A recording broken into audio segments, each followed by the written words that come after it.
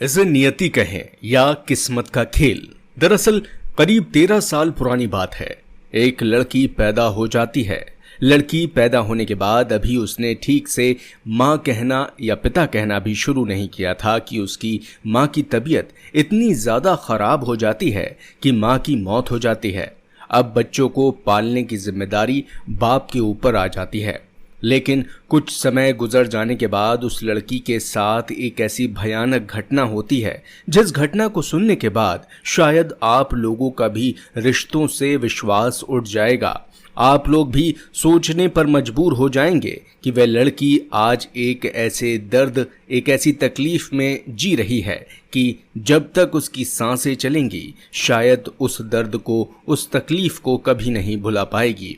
उसके साथ जो खेल खेला गया, या तो इसे किस्मत कहें या फिर उसे नियति का खेल कहें या फिर क्या कहें, आज की इस घटना को सुनने के बाद शायद आप लोगों को भी बड़ी हैरानी होगी, परेशानी होगी।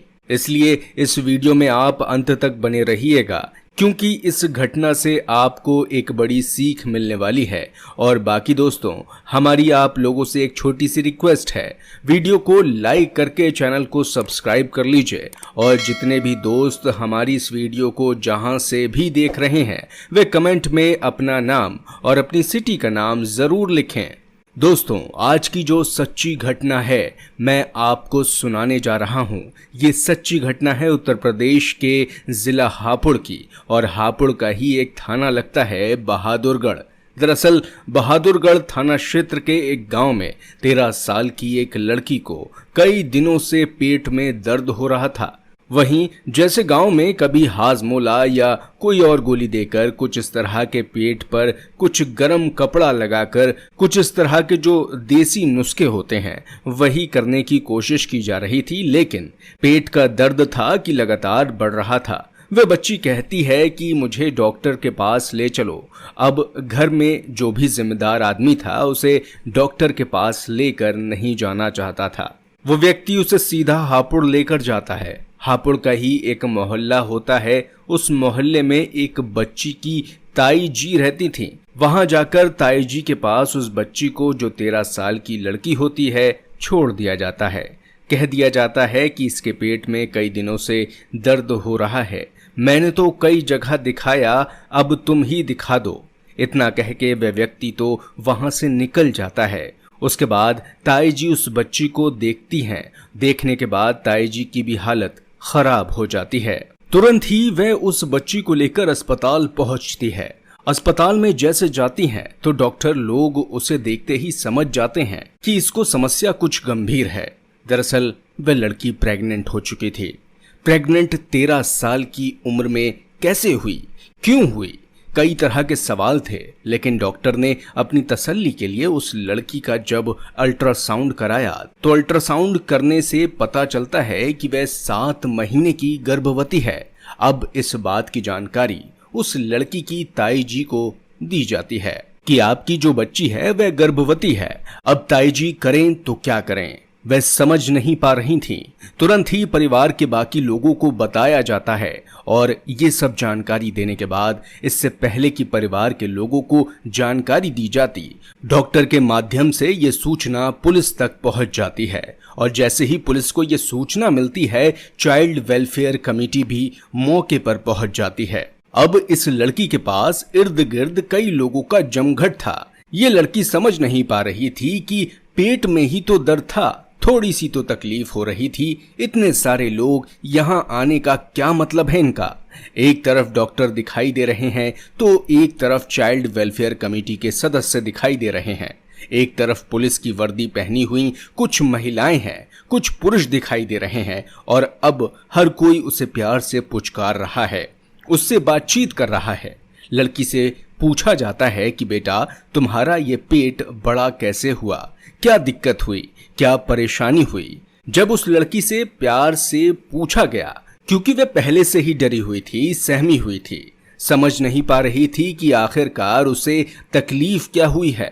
जब उस लड़की को भरोसे में लिया गया, माँ की तरह पेश आया जाता है और उसे उसकी जरूरत का ख्याल रखा जाता है, जब लड़की को भी लगने लगता है कि ये तो अपने ही लोग हैं, ये पराये नहीं है, ये गैर नहीं है, तब वह लड़की अपनी दर्द भरी कहानी सुनाती है तो सब हैरान रह जाते हैं। दरअसल उसने बताया कि मेरे दादा ही मेरे साथ पिछले काफी समय से गंदा काम कर रहे थे, घिनौना काम कर रहे थे, और जब मैं कुछ विरोध करने की स्थिति में होती थी तो वो कहते थे कि अगर तुमने विरोध किया तो तुम्हें भी जान से मार दिया जाएगा, जो तुम्हारे 2 भाई बहन हैं उनको भी जान से मार दिया जाएगा। जैसे कि तीनों बच्चों की जिंदगी का सवाल था, उस लड़की ने साफ साफ अपनी मुंह को बंद कर लिया और अपने दर्द को, अपनी तकलीफ को किसी को बयां नहीं किया और उस दर्द के साथ जीना शुरू कर दिया। लेकिन वह नहीं जानती थी कि वह गर्भवती हो जाएगी। जैसे गर्भवती होती है, बात पता चलती है, मामला अब पुलिस में था।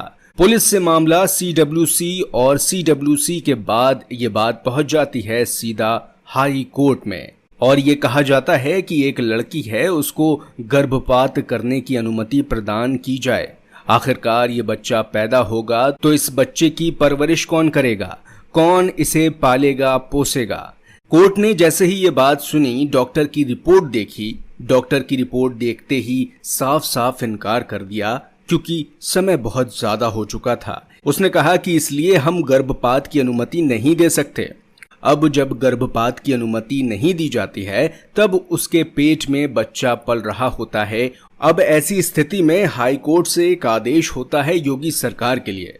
उधर तो योगी सरकार के लिए आदेश हो रहा था, इधर मीडिया में बात पहुंच जाती है और मीडिया वालों ने जो इस घटनाक्रम को कुरेदने की कोशिश की कि आखिर ये माजरा क्या है, तब कहानी वाकई बहुत चौंकाने वाली, बहुत भयानक रूप में जब सामने आती है तो लोगों के रोंगटे खड़े हो जाते हैं। दरअसल अब से 13 साल पुरानी बात है। एक हापुड़ का ही मोहल्ला लगता है। वहां पर एक महिला ने एक बेटी को जन्म दिया था। बेटी को जन्म देने के बाद वह महिला की कुछ दिन के बाद मौत हो जाती है। बीमारी हो जाती है, बीमारी के चलते उसकी मौत होती है। अब इस बच्ची सहित 3 बालक और होते हैं। उनको पालने की जिम्मेदारी बाप के ऊपर ही थी। सब कुछ जिंदगी में ठीक चल रहा था। बाप जैसे तैसे बच्चों की परवरिश कर रहा था, लेकिन साल 2022 जब आता है तो उस बाप की भी तबीयत बहुत ज्यादा खराब हो जाती है। पता ही नहीं कैसे उसके प्राण निकल जाते हैं और तीनों बच्चे बिना माँ बाप के हो जाते हैं। अब इन तीनों बच्चों की परवरिश कौन करे? समाज में इस बात को लेकर कई तरह के सवाल थे। परिवार के ज्यादातर लोगों ने हाथ खड़े कर दिए, लेकिन बहादुरगढ़ थाना क्षेत्र का एक गांव में रहने वाले रिश्ते में एक लड़की के दादा लगते हैं, लड़की के पिता के फूफा लगते हैं। वह एक दिन घर आते हैं, आकर कहते हैं कि अगर किसी को कोई ऐतराज ना हो तो क्या इन तीनों बच्चों को मैं अपने साथ लेकर जा सकता हूँ, क्या मैं इनकी परवरिश कर सकता हूँ। जैसे ही ये बात सुनी गई तो सब के सब खुश हो जाते हैं, क्योंकि दादा और दादी का इन तीनों बच्चों के सहारे वक्त कट जाएगा। दादा उन तीनों बच्चों को साथ में लेकर चले जाते हैं। लेकिन कुछ वक्त ही बीता था कि दादी की भी मौत हो जाती है। अब दादी की मौत हो जाती है, ऐसी स्थिति में दादा बिल्कुल अकेला पड़ जाता है। दादा ने एक दिन उस लड़की के साथ कुछ ऐसी गंदी हरकत की। जब उस लड़की ने इसका विरोध करने की कोशिश की, जब उसने रोने की कोशिश की, तो दादा ने कहा कि तुम्हें जान से मार दिया जाएगा और तुम्हारे जो भाई बहन हैं उनको भी जान से मार दिया जाएगा अगर तुमने ये बात किसी को बताने की कोशिश की। अब वह बताती तो किसको बताती? उसकी माँ नहीं थी, उसके बाप नहीं थे, घर में एक महिला थी, दादी वो भी मर चुकी थी। अब वह अपने दिल की बात कहे तो किससे कहे? बाकी जितने भी थे सब के सब उसके लिए पराये थे। अब दादा ने उसके साथ रेप करना शुरू कर दिया। धीरे धीरे करके 6 महीने का वक्त गुजर जाता है और 6 महीने तक उस लड़की के साथ रोज जैसे बलात्कार ही होता था और वह इस बात का विरोध भी नहीं कर पा रही थी। लेकिन जब उसके पेट में ज्यादा दर्द होना शुरू हुआ, तकलीफ ज्यादा होने लगती है, तब उस लड़की को बजाय डॉक्टर के पास ले जाने के उसके ताई के पास छोड़ दिया जाता है। खुद उसके दादाजी ही छोड़ कर आए थे। जब ताई जी के माध्यम से वह डॉक्टर के पास पहुंचती है, मामला पुलिस तक पहुंचता है, अदालत तक पहुंचता है। अदालत ने जब योगी सरकार को इस मामले में आदेश दिया कि इस लड़की की अब से जो भी जिम्मेदारी होगी बच्चा पैदा होने तक सरकार ही उठाएगी। अब सरकार ने जब ये बात सुनी तो उसके बाद फिर मेरठ के डीएम को ये आदेश दिया गया कि इस बच्ची की बेहतर से बेहतर इसकी चिकित्सा सुविधा होनी चाहिए, किसी भी तरह की कोई दिक्कत नहीं होनी चाहिए, और जब तक इस बच्ची को बालक पैदा नहीं होता तब तक तुम ही इसकी देखभाल करोगे। मेरठ के मेडिकल कॉलेज में लड़की को एडमिट करा दिया जाता है। 17 सितंबर 2024 को वह एक बच्ची को जन्म देती है। जैसे ही बच्ची को जन्म देती है, मामला अखबारों में सुर्खियां बटोरने लगता है और ये कहा जाता है कि रेप पीड़िता यानी कि दादा ने जो पोती के साथ रेप किया था, उसके पेट में, उसके गर्भ में जो दादा की बच्ची पल रही थी, वह अब इस दुनिया में आ चुकी है।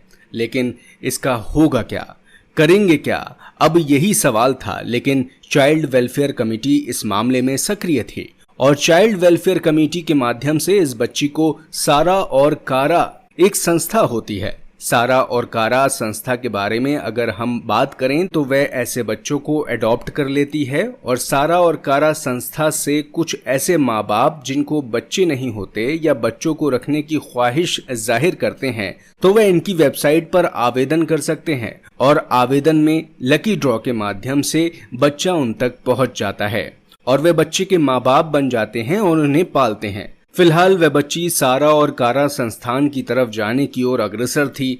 अब उस बच्ची का क्या होगा जिसके पेट में बच्ची पल रही थी? वह 13 साल की ही तो है। अब उसकी परवरिश कौन करेगा? क्योंकि दादा को जुलाई के महीने में गिरफ्तार कर लिया गया था। गिरफ्तार करने के बाद जेल भेज दिया गया था। पुलिस की कोशिश है कि उसे जब तक वह जिंदा रहे तब तक वह सलाखों के पीछे रहे और बड़ी से बड़ी सजा दिलाने की कोशिश उसको की जा रही है। लेकिन इस बच्ची की परवरिश और बाकी बच्चों की परवरिश ये बड़ी होगी तो शायद जो दर्द इसने इन 8 महीनों या 9 महीनों में महसूस किया होगा वह शायद उसे कभी भूल नहीं पाएगी। जब तक जिंदा रहेगी तब तक या तो नियति को कोसती रहेगी या फिर अपने नसीब को कोसती रहेगी कि उसका नसीब ही ऐसा था, या फिर प्रकृति ने उसके साथ कुछ ऐसा ही खेल रचा था कि तुम्हें धरती पर जाना है और तुम्हारे साथ ऐसा ऐसा सब होता चला जाएगा। माँ बाप भी छोड़ जाएंगे, परिवार भी छूट जाएगा। तुम जैसे जिस हाल में रहोगी कुछ नहीं कर सकती। दोस्तों, इस पूरे घटनाक्रम को सुनाने का उद्देश्य किसी को परेशान करना या किसी को दिल को दुखाना नहीं था, बल्कि आपको जागरूक करना है, आपको सचेत करना है। आप अपने बच्चों को कम से कम ऐसी बातें जरूर सिखाएं जिससे ये पता चल सके कि सही क्या है और गलत क्या है।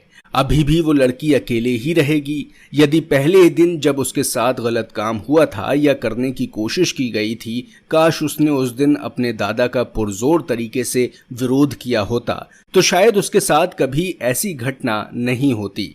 लेकिन वह विरोध नहीं कर पाई। उसे डर लग रहा था कि वह जाएगी कहाँ। इसलिए बच्चों को सिखाएं कि कम से कम अपने ऊपर होने वाले अपराध का पुरजोर तरीके से विरोध करें, ताकि कोई बड़ा अपराध आपके साथ ना हो जाए और जिंदगी भर आप पछताने के काबिल ना रहें। इसलिए कोई ऐसा काम ना होने दें। तो दोस्तों, मिलेंगे फिर एक नई वीडियो के साथ। आप अपना और अपने अपनों का ख्याल रखें। धन्यवाद।